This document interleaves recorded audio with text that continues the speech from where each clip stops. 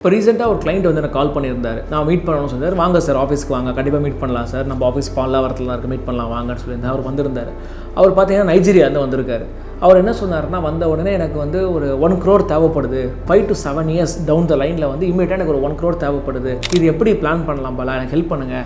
Already SIPs இருக்குது, லம்சம்ஸ் இருக்குது, but எனக்கு வந்து இமீடியட்டாக எனக்கு வந்து 5 to 7 yearsல என்னால் எனக்கு வந்து ஒரு 1 crore வேணும், அதுக்கு என்ன மாதிரி நான் பிளான் பண்ணணும், அது எவ்வளோ எஸ்ஐபி ஆகும், இல்லை எஸ்ஐபியில் லம்சமாக போடணும்னா எத்தனை வருஷத்துக்கு ஒரு தடவை எஸ்ஐபி லம்சமாக போடணும்னு கேட்டிருந்தாரு. நான் சொன்னேன், ஈஸி சார், நம்ம எஸ்ஐபியிலே சேர்த்து வச்சிடலாம், எஸ்ஐபியில் நம்மளால் ஈஸியாக அந்த அமௌண்ட்டை பார்க்க முடியும்னு சொல்லியிருந்தேன். அது எப்படின்னு பார்க்கறதுக்கு முன்னாடி நம்ம சேனலை மறக்காமல் ஃபாலோ பண்ணிக்கோங்க, சப்ஸ்கிரைப் பண்ணிட்டு ஷேர் பண்ணிட்டு லைக் பண்ணுங்கள். அது எப்படின்னு பார்க்கலாம் வாங்க.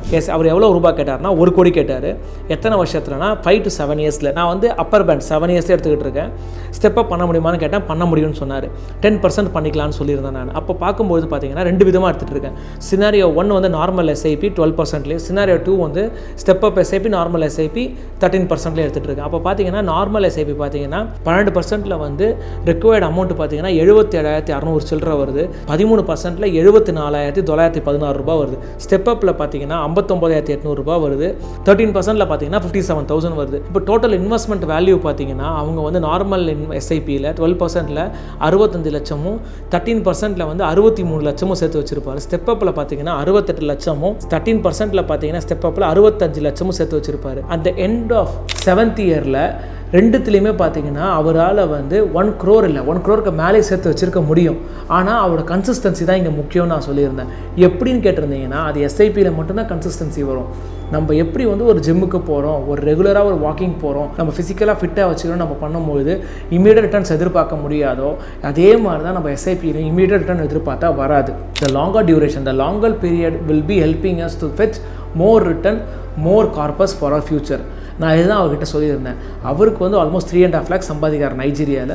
So he will be able to go for 77,000 80,000 SIP amount. அதுவே நீங்கள் வந்து கம்மியான அமௌண்ட்டை எனக்கு சேலரியாக வருதுன்னீங்கன்னா அதுக்கேற்ற மாதிரி அமௌண்ட் கம்மி பண்ணுறச்ச நம்மளோட இயர்ஸ் அதிகமாகும். இதுவே இதில் பாதி தான் உங்களால் எஸ்ஐபி போட முடியும்னா 7 years இல்லாமல் 15 to 16 yearsல வந்து இல்லை 13 to 16 yearsல உங்களால் வந்து அந்த 1 crore அடைய முடியும். நான் ஏன் வந்து எஸ்ஐபி அமௌண்ட்டுக்கும் இயர்ஸுக்கும் கோரிலேட்டட்னு சொல்கிறேன்னா, தராசு மாதிரி தான் இருக்கும். அமௌண்ட் அதிகப்படுத்திட்டீங்கன்னா இயர்ஸ் வந்து கம்மியாயிடும், அமௌண்ட்டை கம்மி பண்ணிங்கன்னா இயர்ஸ் வந்து அதிகமாகிடும். சிம்பிளான மேக்ஸ் தான். இந்த மேக்ஸை புரிஞ்சுக்கிட்டாலே நம்மளால் ஈஸியாக சேமிக்க முடியும். நம்ம நாளையை பற்றி கவலைப்படாமல் இன்றைக்கே நம்ம நல்லபடியாக சேர்த்து வச்சிட்டோம்னா நாளைக்கு ஜாலியாக இருக்கலாம், ரொம்ப பீஸ்ஃபுல்லாகவும் இருக்கலாம். ஏன் நான் சொல்கிறேன்னா, சடனாக வேலை போயிடுச்சுன்னா உங்களுக்கு அடுத்த 6 மாதத்தோட சேலரி உங்களுக்கு பஃபர் இருக்கிற மாதிரி அடுத்த 10 வருஷத்துக்கான உங்களோட வீட்டு எக்ஸ்பென்சஸுக்கும் உங்களோட ஓன் எக்ஸ்பென்சஸ்க்கான அமௌண்ட்டை சேர்த்து வச்சுருக்கீங்களான்னு நீங்கள் பாருங்கள். Where no one has done it. இன்றைக்கி வேலை போச்சுன்னா அடுத்த 6 monthsக்கான சேலரி மட்டும்தான் இருக்குமே தவிர, இது கூட ஏன்னா நிறைய பேர் யூடியூப்பில் இன்ஸ்டாகிராமில் சொன்னதுனால தான் சேர்த்து வச்சுருக்கோமே தவிர, இல்லை அதுக்கு அடுத்தது 10 yearsக்கு இல்லை 3 yearsக்கு வீட்டு செலவுக்கானது எனக்கான எக்ஸ்பென்சஸுக்கு நீங்கள் சேர்த்து வச்சுருக்கீங்கன்னு கேட்டேன்னா தட் வில் பி 0. ஏன்னா யாருமே இன்வெஸ்ட்மெண்ட் பண்ணலை, சேவிங்ஸ் மட்டும் தான் பண்ணுறீங்க. சேவிங்ஸ் வேறு, இன்வெஸ்ட்மெண்ட் வேறு, அது தெளிவாக புரிஞ்சுக்கணும். Savings is for short term, investment is for long term. யார் இன்வெஸ்ட்மெண்ட் பண்ணுறாங்களோ லாங்கர் டேர்முக்கு அதுதான் பெஸ்ட்டாக இருக்குமே தவிர மற்றது எல்லாமே சரியாக இருக்காது. ஏன்னா வந்து நாளையை பற்றி நீங்கள் யோசிச்சு நீங்கள் சேர்த்து வச்சா தான் உண்டு. இன்றைக்கே பார்த்தீங்கன்னா இன்ஃப்ளேஷனில் பெட்ரோல் விலை 60 ரூபாய் 80 ரூபாயில் இருந்தது, 100 ரூபாயில் இருந்தது, இன்றைக்கி கிட்டத்தட்ட 110 ரூபா வரைக்கும் போயிருக்கு. இன்னும் அடுத்த ஒரு 5 yearsல 200 rupees போகிறதுக்கான வாய்ப்புகள் நிறைய இருக்குது. ஏன்னா வந்து குளோபல் சினாரியும் சரியாக இல்லை, ஏகப்பட்ட வார் இருக்குது, பிரச்சனைகள் இருக்குது. அப்போ அப்படி பார்க்கும்போது கோல்டு விலையும் பார்த்தீங்கன்னா 6,000 ரூபாய் 7,000 ரூபாய் 15,000 ரூபாய் போயிடுச்சு. நம்ம மேரேஜ் பண்ணணும், நம்ம வந்து கோல்டு விலையெல்லாம் பார்த்து பண்ணும்போது எங்கேயோ போயிடும் பட்ஜெட். ஒரு கல்யாணம் வந்து ஒரு நார்மல் கல்யாணம் 10 to 18 லட்சம் 20 லட்சம் நடக்கிற கல்யாணம் இன்றைக்கி வந்து 40 lakhs ஆகுது. இன்னொரு 10 years கழிச்சு 1 crore ஆகிறதுக்கு வாய்ப்புகள் நிறைய இருக்குது.